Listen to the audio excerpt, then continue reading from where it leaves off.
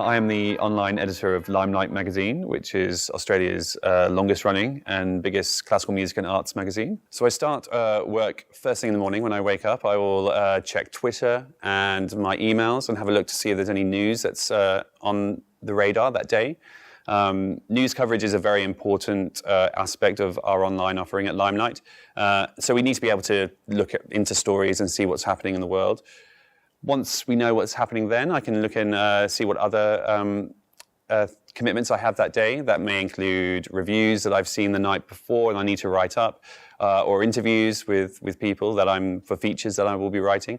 And so my day is usually very varied. It can really sort of depend on what's going on. If it's, for example, occasionally a very exciting story will break and you need to track down a interviewee to give you a comment.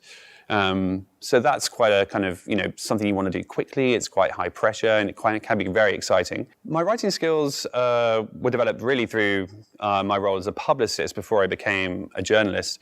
But it's a skill that you're constantly refining. I think that the really crucial thing for me being an arts journalist is having an appreciation and an understanding of the arts, not just historically. It's a very complex history you have to understand to write about it thoroughly, but also the mechanisms of the arts, what the funding structures are, how the inner workings of those organizations are put together.